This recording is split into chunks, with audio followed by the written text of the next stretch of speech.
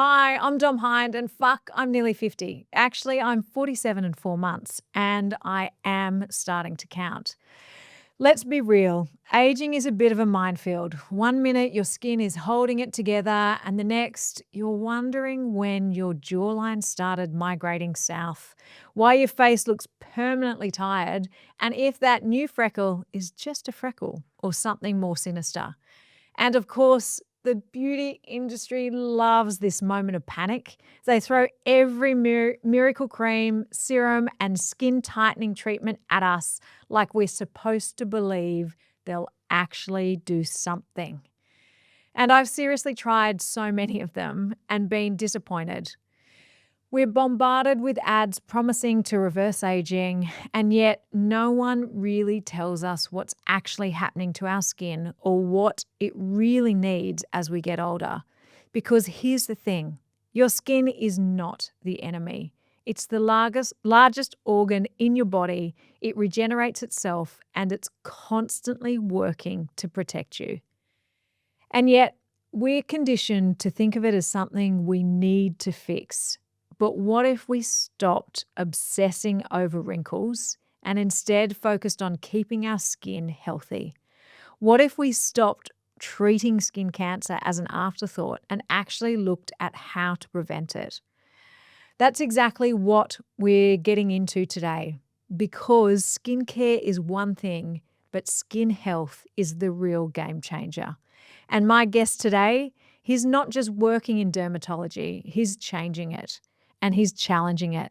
So let's get into it, because fuck, I'm nearly 50, and isn't it amazing?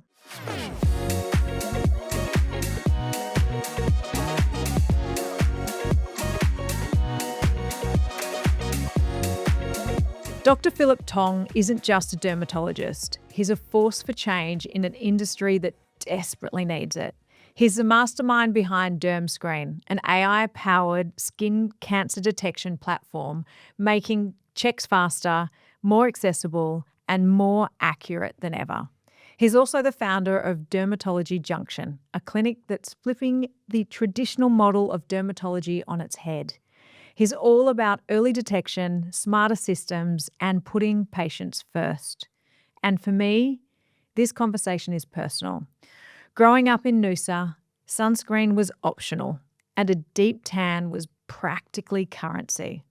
The result? I've had melanoma grow back 8 times in my right eyebrow.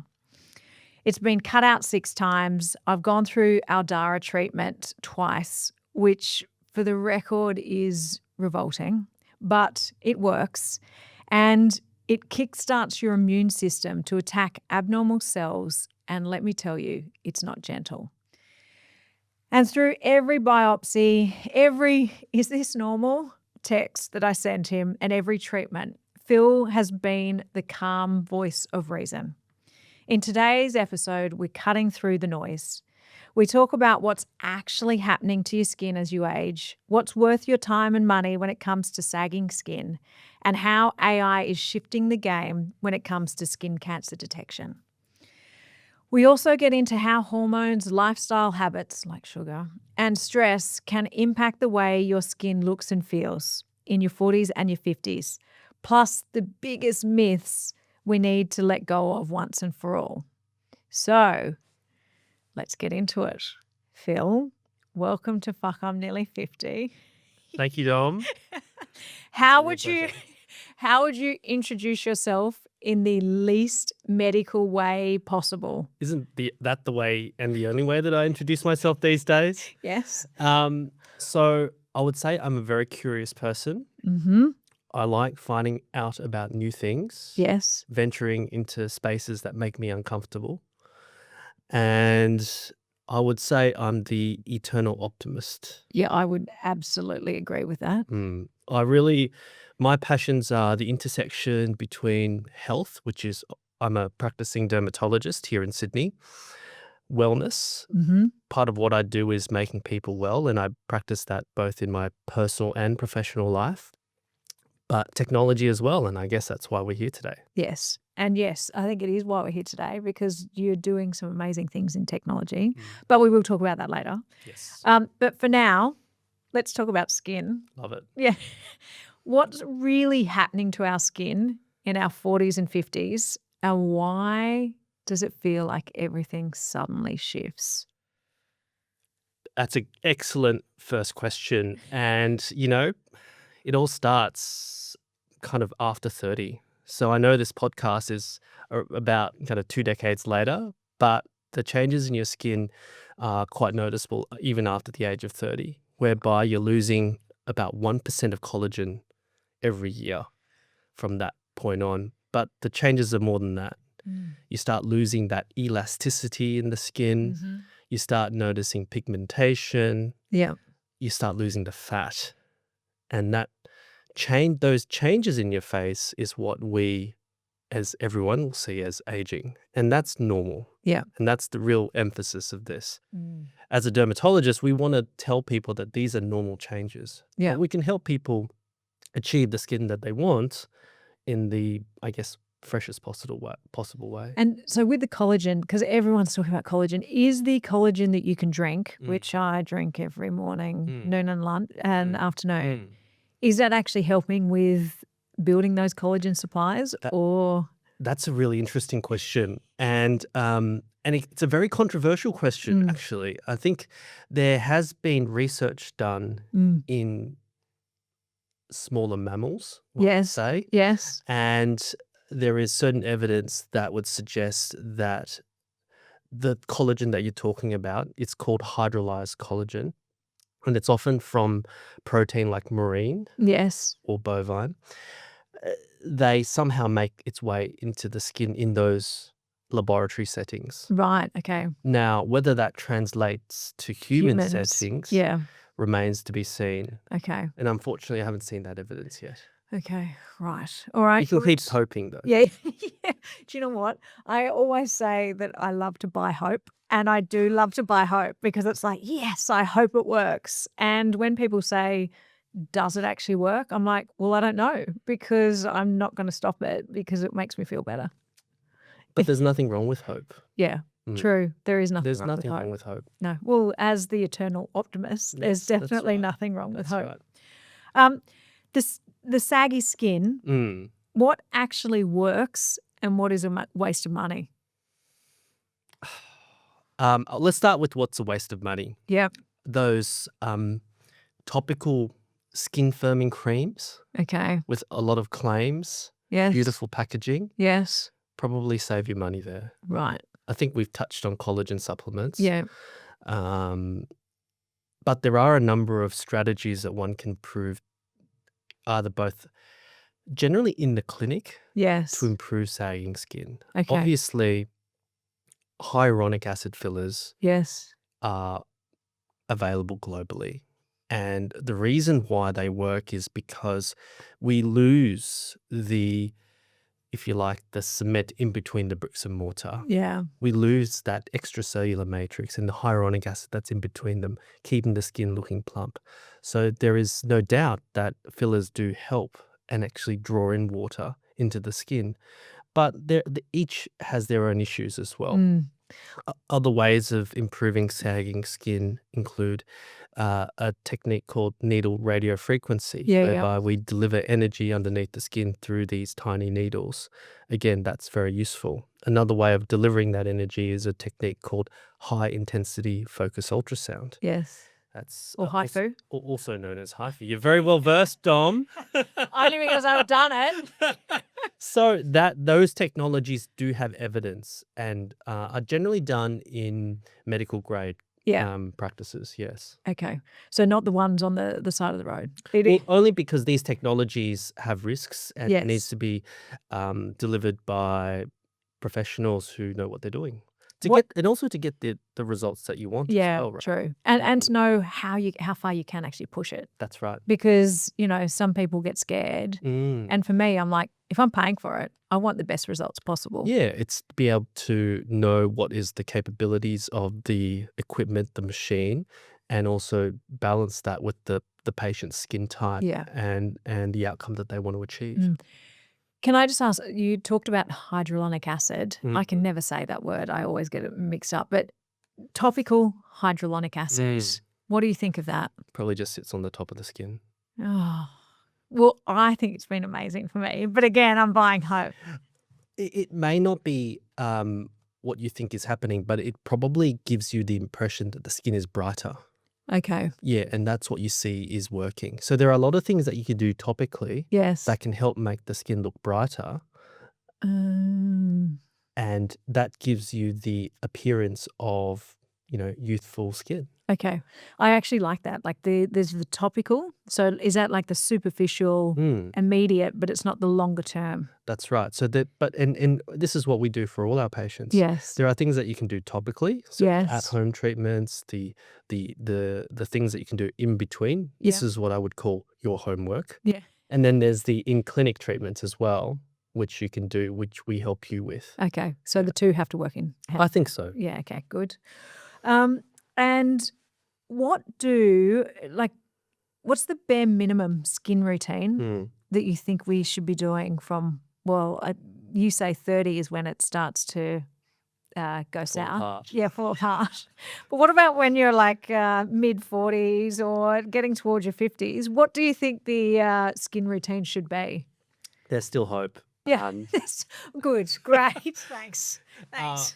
I would like to start with the 3 pillars: Yeah, cleanser, yeah, a moisturizer, and a sunscreen. okay. And if you could add a fourth, if Yeah. I may, topical tretinoin. If you could do those 4 Hang on, things, what's the last one? tretinoin. Okay. It's a prescription grade version of retinol. Okay, right. Okay, okay. And why? Why all those 4? So a cleanser will help remove dead skin from the face. Yeah. And if you can incorporate a cleanser that has some anti-aging ingredients, Okay. right, like glycolic acid, that will help to remove the dead skin Mm-hmm. from your face.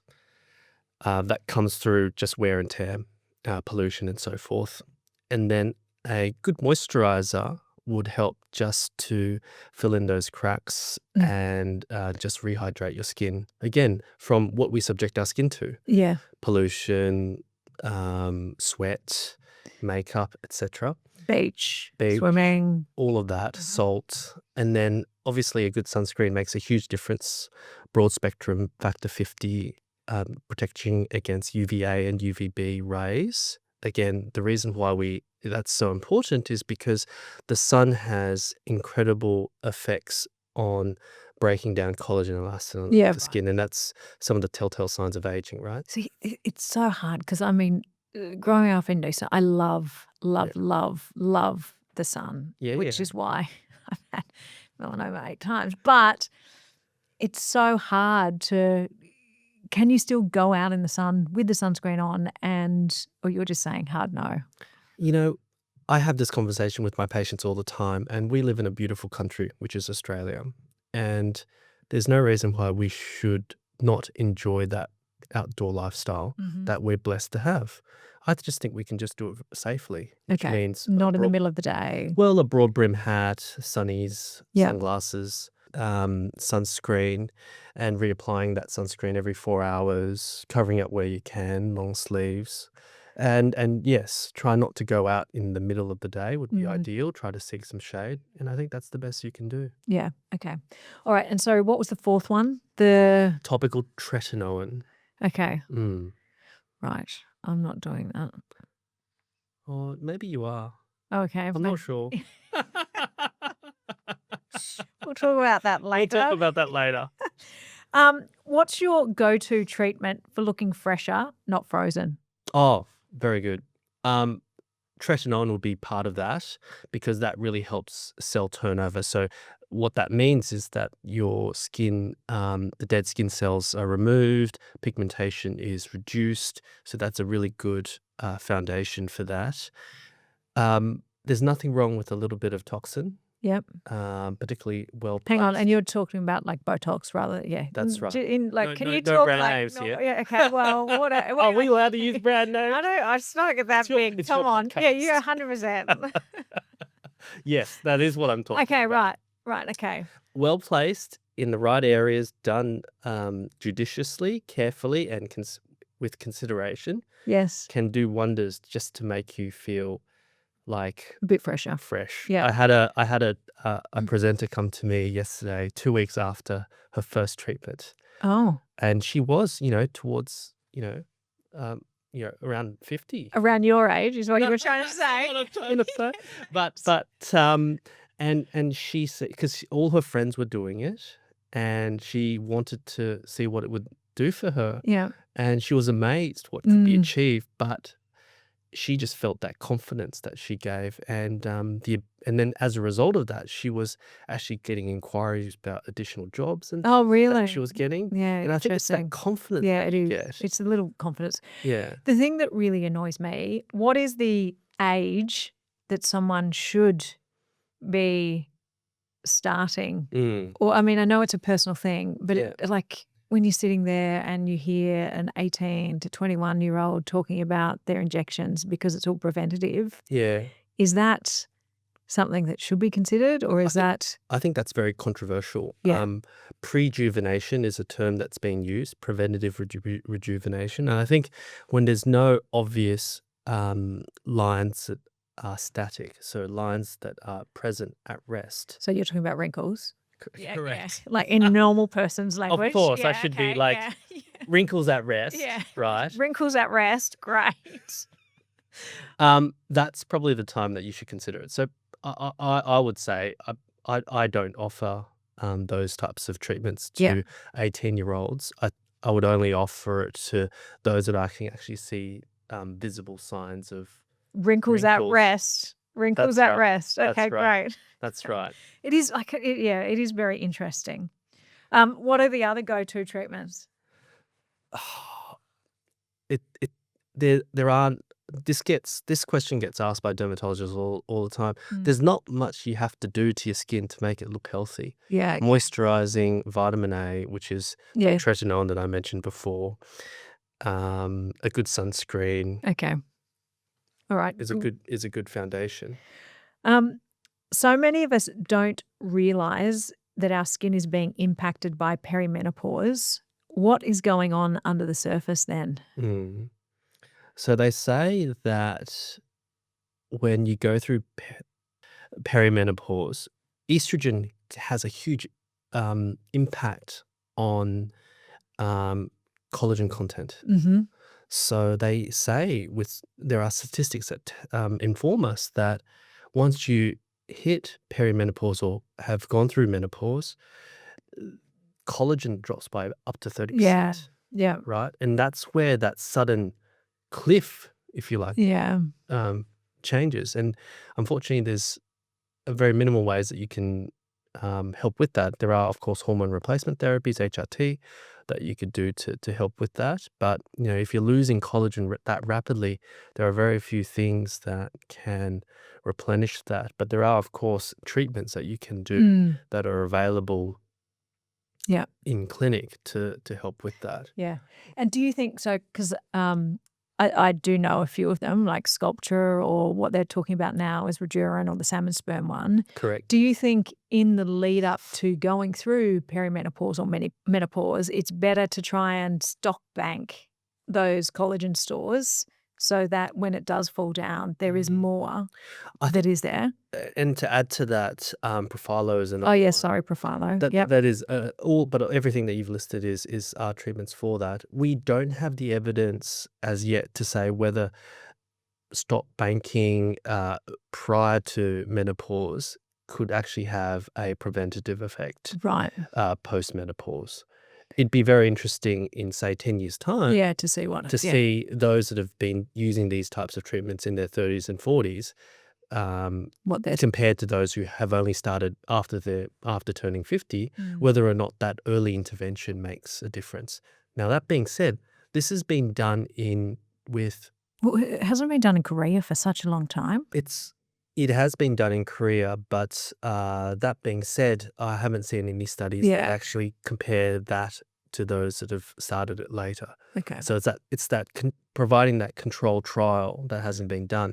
But all I could say is that there has been studies done on treatments such as topical tretinoin.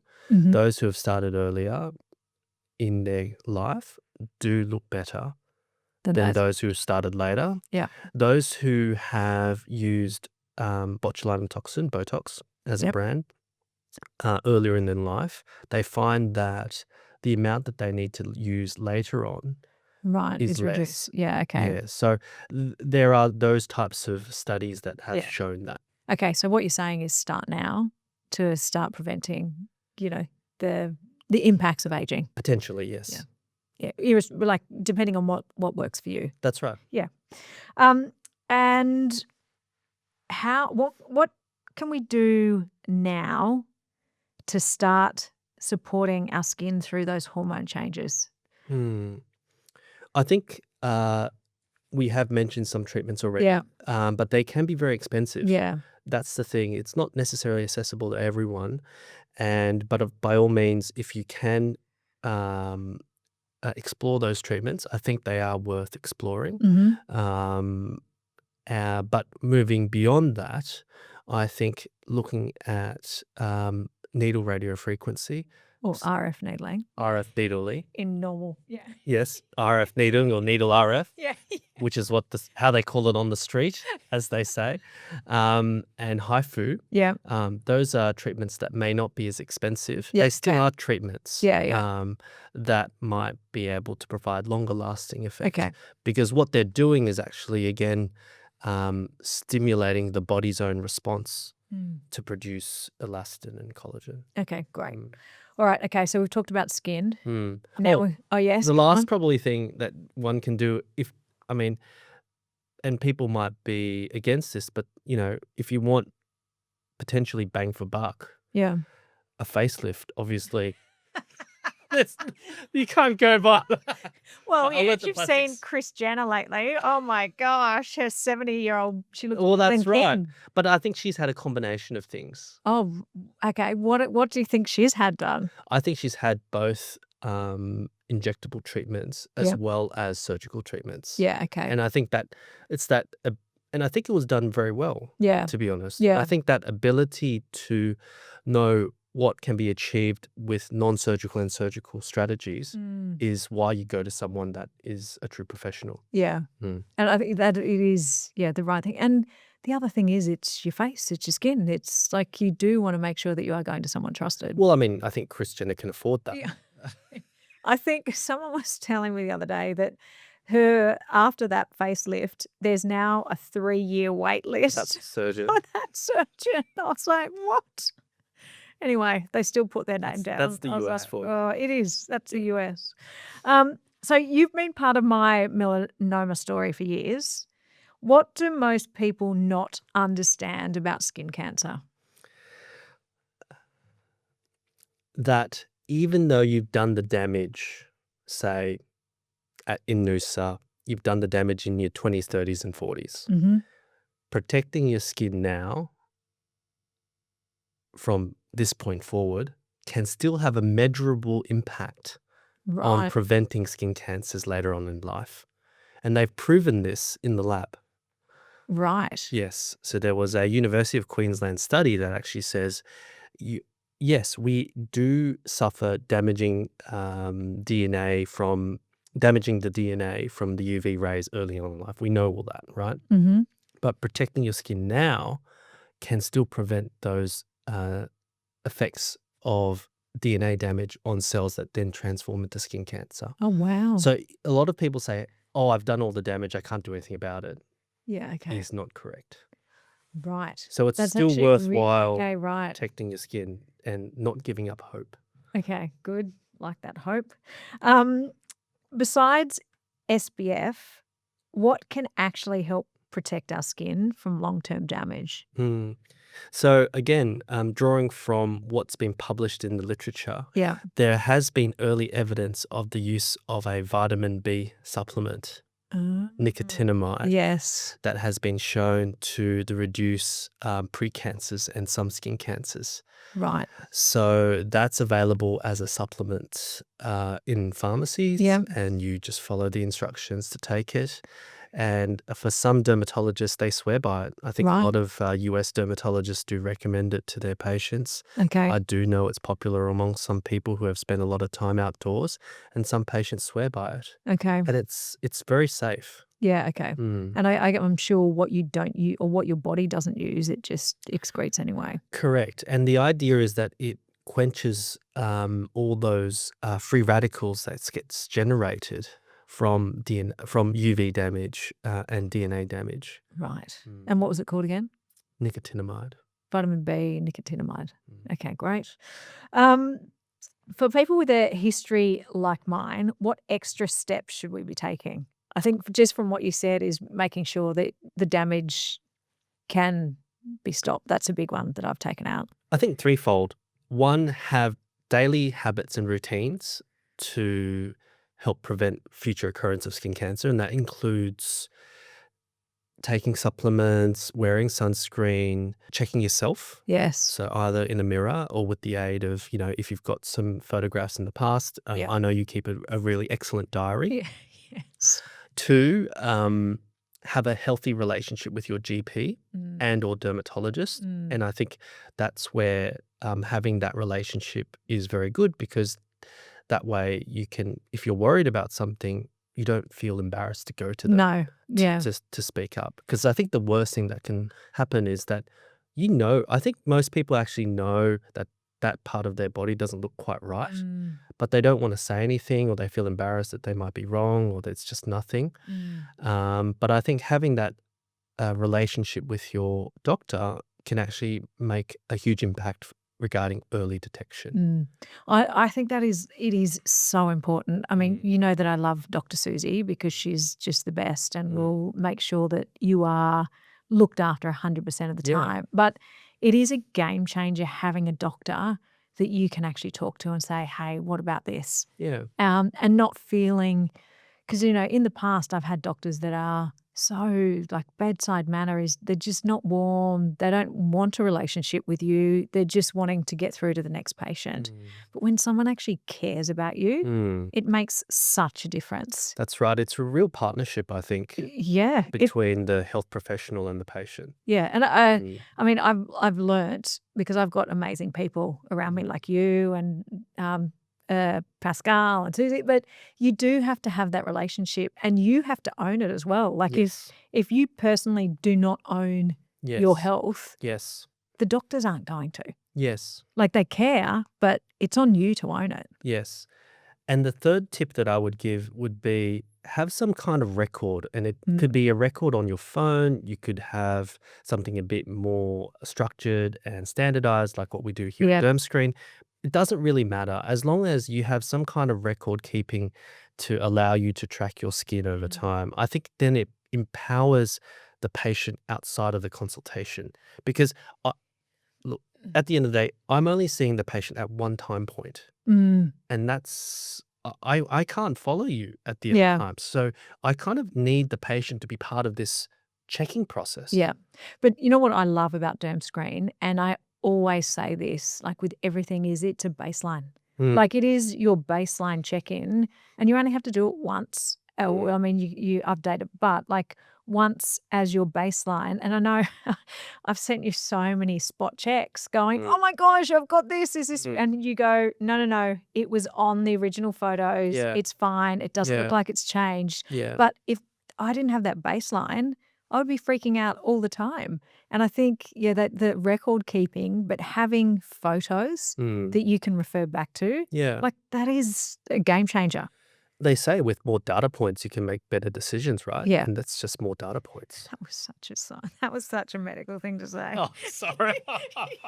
I've been labeled again. Why is early detection so crucial?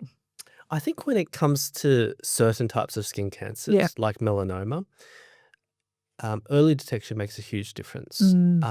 But also, using tools like what we do here at DermScreen means that we can also reassure patients. Yes. And because the last thing I want happen is a young person, because they are anxious about their skin or are anxious about their moles, they ended up having it cut out and resulting in scars. Yeah. And I have seen these patients. And not that, getting it cut out was necessarily the wrong thing, but if we had a second set of eyes or an opportunity to follow that up, could we have saved that person an additional scar. Mm. And I think these, over your lifetime, these scars accumulate, Yeah. right? But they also grow. As you grow, they grow as well. Sure. And I think you need someone who can actually take that entire journey of your skin, so to speak, into context and say, hey, yes, by all means, and this is the same mole, but you've kind of grown taller or sideways. Yeah. What are you saying, girl? I'm not saying anything. And it's just the same mole. Yeah. Right. And like I say that to a lot of my younger patients that are coming to see me. So as you grow taller, this mole will stretch. And Yeah. that's normal. Don't Yeah. be alarmed. Yeah. And I think that you do need that steadying voice. And I know, because when I mean, the first 3 times it was cut out of my eyebrow, it literally looked like I was in a bar fight because I didn't go to a plastic surgeon. I just went in clinic to a dodgy doctor that I shouldn't have. And the gap was massive. But, over time, you get to know the doctors and the people on your team, and they help correct it. I do feel for patients because it's here in Australia, there are different people that checks your skin, and everyone has different levels of qualification. And as a consumer, it's hard to actually see where along the qualification line those people sit. At the end of the day, as long as you have a good relationship with that doctor, GP, dermatologist, plastic surgeon, that's all that matters. Yeah. Okay. All comes back to the relationship and owning your own I think so. I as think well. there's an element of empowering the patient to be comfortable to come to you when they feel that they're worried about something, but at the same time, reassure them to say, actually, and be confident enough to reassure them to say, actually, we can watch that. Yeah. I'm not worried. Yeah. And I think that's what you do really well is that I normally come in freaking out and you go, no, let's look at the photos, or no, we can just watch it. I'm not worried about it. Just put your mind at rest. But your journey, you're not alone in this journey. No. A lot of people being diagnosed with melanoma do have that health anxiety. They're checking their skin all the time because they don't want to get another melanoma. Yeah. And they don't want to be another statistic. And I don't blame them. But at the same time, it's important I don't feed into that health anxiety. Yeah. And be that a voice of reason to say, hey, let's just watch this. I'm not concerned right now, but we're not going to let it go. No. We're going to keep an eye on it. Well, and I think it's hilarious. Justin said that he came to see you the other day and I'd given him 20 things circled on his body. confidentiality here. And he was just like, oh, Dom, she's just her anxiety levels about everything. Just let it go. But I think you get cautious and you just want to make sure that it's checked. But I don't expect consumers or patients to diagnose their skin problems. And it's completely acceptable to flag something, but then we need a process to be able to ensure that those patients who are concerned, their concerns are addressed in a timely manner. Yeah. I think that the timely manner is a big thing. So we talked about derm screen before, and so what it is, it's total body photography in like my language, not yours. Sure. What is it, and what are the photos that you do need to get done? So DermScreen is actually an entire platform, as you said in your introduction. It's incorporating photographic technology, which has been around before, but a process with which we're able to efficiently but comprehensively flag lesions of concern by taking individual spot photos, but also do a whole scan of your body in a very standardized way. By doing so, we have, as you say, your first baseline, and then we use that baseline scan for future skin checks. For my higher risk patients, I see them in between, but I effectively use DermScreen as a triaging service. Something that I think could be done more efficiently here in Australia, because when we receive a referral to have a skin check, there's no photos, there's no estimate of how long it's been there or how severe it looks. But by actually having and reviewing these photos with the person that's been there, and this doesn't have to happen at the same time as well, and that's where we can improve access. that's when we can actually prioritize patients that should not be sitting on a wait list Yeah. and bring them forward and have that reviewed in person. Mm. And if necessary, do a biopsy, then them sitting on that wait list. And for some dermatology waiting lists, that could be months. Yeah, I know. Right? Imagine having something on your skin that maybe you may or may not be aware of, something on your back, on the back of your leg, or maybe you are aware of, but this just can't get in. Mm. Imagine waiting all those months, having to then realize, oh, I should have done a biopsy. But if you could compress that Mm. to a matter of weeks, wouldn't that be better for everyone involved? Yeah. Yeah. And I think the thing that when I first did the full body photography, it's always a bit like, oh, this is a bit weird. But at least you go, I've got it. I know it's there. I've got my 5 or 6 shots of every part of my body. Yeah, that's right. And it's just that safety net.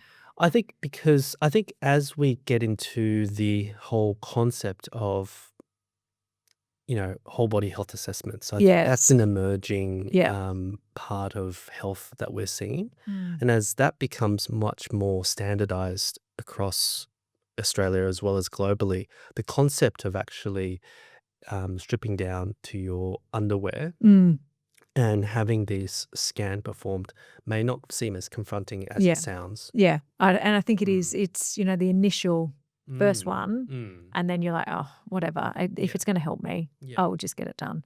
And how are you using, so we've talked a lot about AI and how, because you've got a lot of different photos of melanomas, moles, lesions, as you like to call them. How are you using AI to help with the detection? So that's a really interesting point. A lot of the AI tools are not available for, I would say, clinical use. Yes. So a lot of the AI tools we use for more as a check. But at the end of the day, a dermatologist is reviewing every scan, every mole. Yes. Where AI comes in is actually improving the workflow efficiencies with the report turnaround.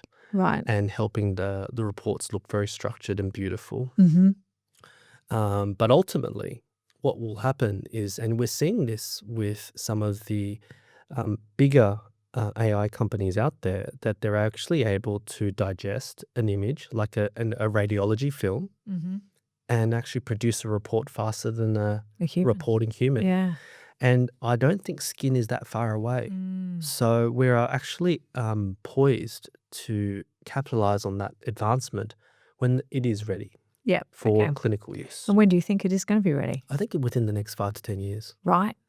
Yeah. Wow. Yeah. So that'll even mean speed to getting assessed is a lot quicker. Absolutely. We can get through more patients, and it's actively being investigated by the government right now. Yeah, right. The government has invested just under $10 million to set up these scanning facilities all around Australia to assess the ability of technology to actually address the burden of undetected skin cancers that's just in the community, just because the workforce to address that is just at its seams. And I mean, that will also help with the size of Australia as well, because obviously getting into regional Australia is, the higher risk of skin cancer because they're not detected, or getting to a dermatologist or a GP. That's right. So DermScreen has a separate platform that is more to assist doctors in regional areas, whereby say getting to a dermatologist could be hundreds of kilometres away.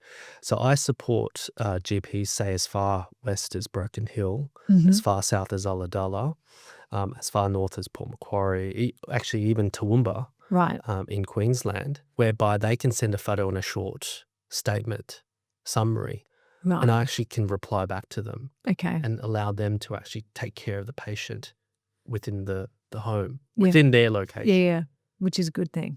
I think it's a good thing. It means you get eyeballs on skin and an opinion, and then the health practitioner, GP, feels backed up. Yeah. Yeah, they don't have to make that decision themselves.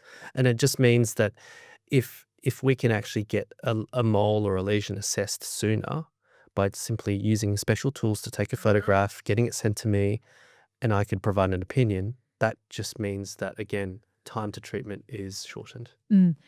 So with all of this, and I mean, we've spoken about it. What about self-guided checks at home? Mm, Like, how often should we actually be looking and checking our skin? mm.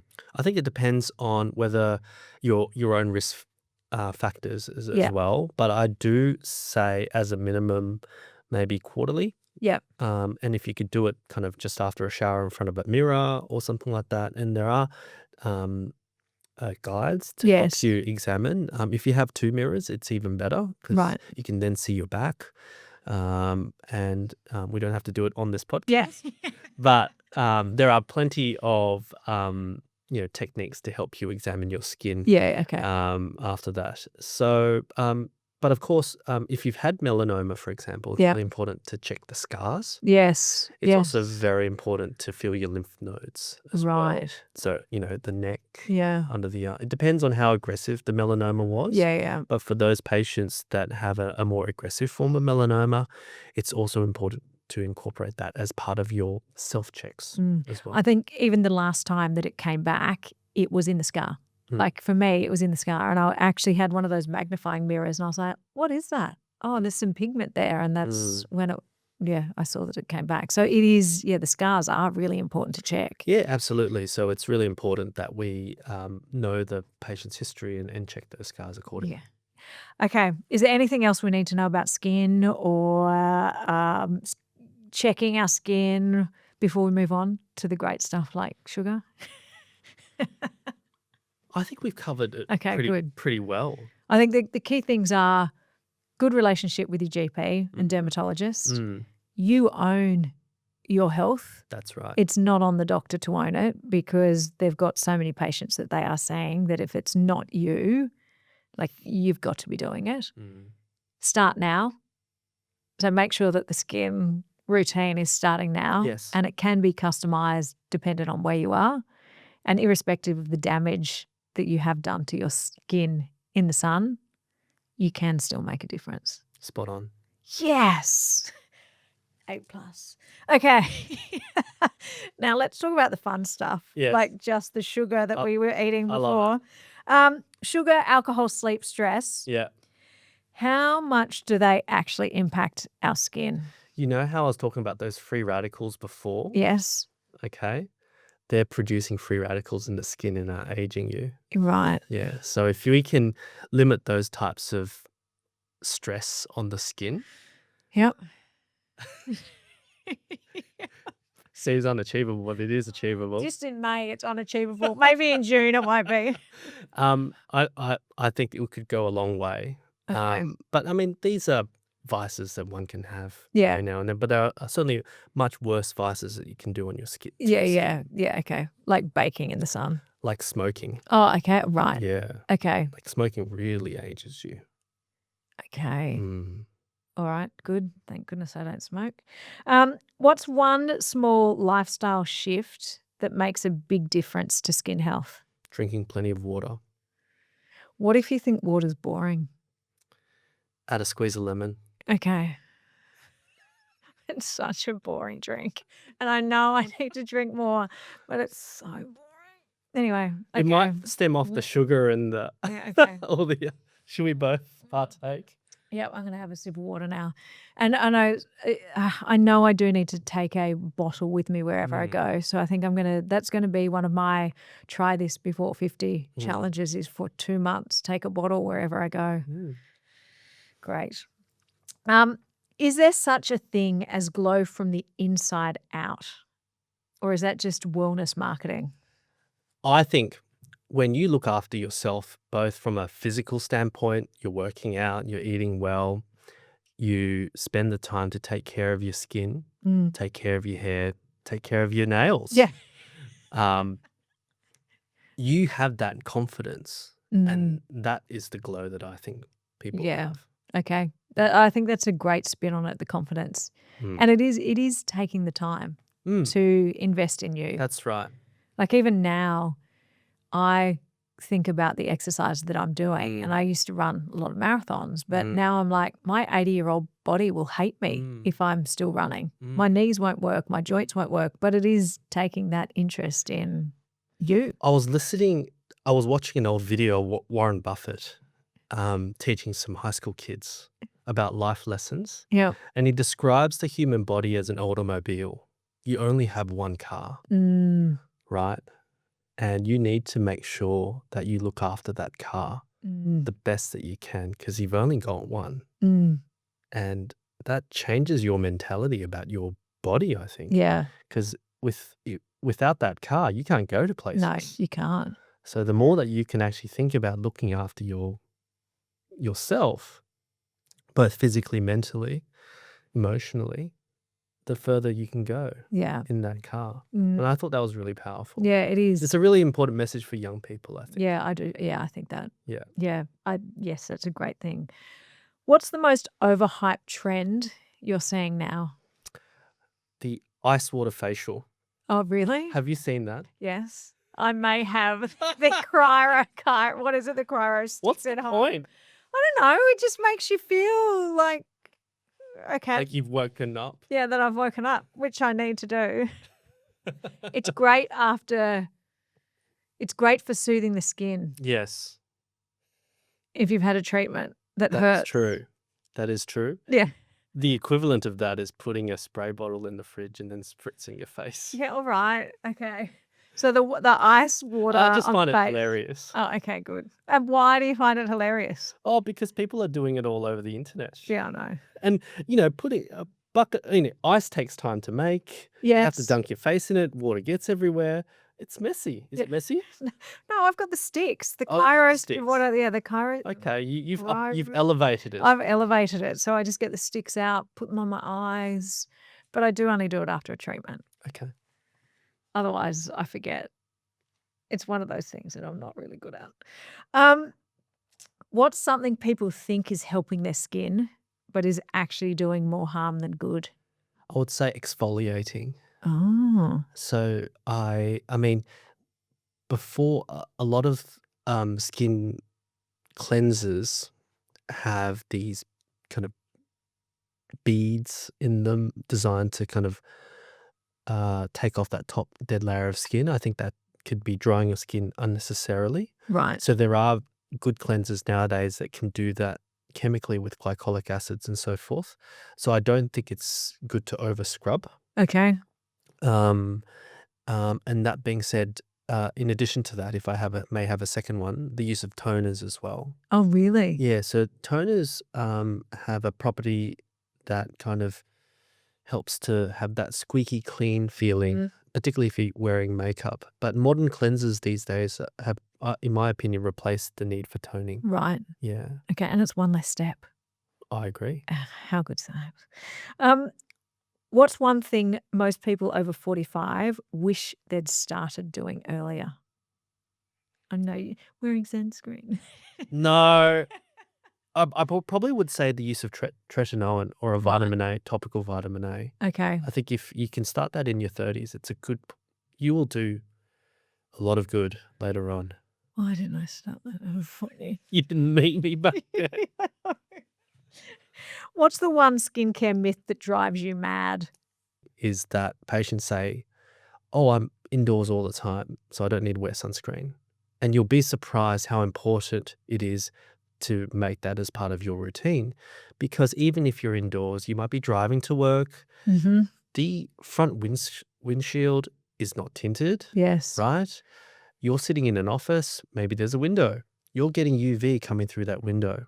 And don't forget the effects of television screens, computer screens, blue light, all has an effect on your skin. So I believe wearing sunscreen as part of your daily routine has a lot of anti-aging benefits, Okay. in addition to obviously preventing skin cancer. So make sure you wear sunscreen inside. Yeah, it may just make it part of your routine. Okay. All right. If it means you cleanse, moisturize, you put your sunscreen layer, then your makeup, Yeah. that is your routine. Mm-hmm. And you don't deviate from that, even if you plan to be inside the whole day, even if it's a rainy day, Yeah. Okay. I was going to say, what about if it is a rainy day? still Just- sunscreen. Okay. So it's just part of everything you do is put the sunscreen on. Yeah. Okay. If you could write a midlife skin manifesto, Right. what would be the top 3 things on it? I know it sounds really boring, but I'm sure all dermatologists would agree, wearing sunscreen, topical tretinoin, and getting the occasional skin treatment, I don't care what it is, as long as you're starting, whether it starts from chemical peels, needle RF, or some kind of treatments, whether it's injectables, biostimulators, and so forth. Hang on, what's a biostimulator? Like The there's collagen producing ones. collagen producing Okay. ones, Yep. they will at least help set you up for success later on. Okay. Mm. All right, good. Okay, Phil. Yeah. This has been a great conversation to have. I love talking about skin. I can always talk about skin and skin treatments. Yes. Before we wrap up, if I could try just one thing before I hit 50, something that shifts my perspective, pushes me out of my comfort zone, or makes me do something different, what do you think I should do? I've heard your other podcasts. Yes. And some of the guests that you have who come from incredible backgrounds and amazing life journeys probably have much more perspective than I will ever be able to give. But if I was to try my best to Yep. suggest something to you and your listeners, it would be something that one would have done in their early 30s. So now if you're heading towards 50 Mm-hmm. and you want to, I would encourage you to write a letter to yourself, Ah. speaking to your future 60-year-old. Yep. Yeah, in the persona of your future 60-year-old, and listing out and describing your life in your 60s or 70s and what you've achieved Okay. in that period of time, and describing your life, who your relationships are, where you are in the world, what you've done in the last 10 years, 10, 20 years, and frame that up. Nice. What, put it away until you're 60 or keep it now? I think keep it next to your study or maybe in a room that you have for reading or quiet time, and just reflect on that. Okay, good. So it's actually like a vision for what the next period or the next decade will be and what you'll need to do. Absolutely. Yeah. Okay, that's a good one. All right, I'll start that. God, what do I actually want to do now? But you're visualizing Yes, you are your visualizing future self and writing it to your present. Yeah. self. Yeah. I think that's a good thing to do. Well, it just gets you out of your head of now and thinking about where you want to be. But write it in the present tense. Yes. As if you've achieved it. Yeah. Okay, good. I keep getting homework after these Sorry. podcasts. Seriously. Anyway. All right, Phil, thank you for sharing your expertise and for me putting you on the spot, even with things like beef tallow, and pushing the boundaries of what skin health can look like. You've reminded us that aging isn't something to dread and that we can still start now, irrespective of what age we are. And I do love the glow from within comes from confidence. And that is, it's so true. If you've got confidence, it really doesn't matter what's happening around you, and taking care of yourself. To everyone listening, if this chat resonates with you, go book in your skin check. Go and check out Derm Screen. I do think it is amazing to have a baseline of your body so that you know what has changed, what hasn't changed, and it does help with that skin or that anxiety. And maybe finally toss that overpriced toner away and make sure that your cleanser is actually just a cleanser with a little bit of acid in it. And if you love this episode, subscribe, send it to your friends, and even maybe to your mum. And maybe you should also take on Phil's challenge to write a letter to your future self as if it has already happened. Something that pushes you and challenges you, because I know that it gets you to think about yourself. So let's all try and be better to our skin, and we can start now, because fuck, I'm nearly 50 and isn't it amazing? Yeah!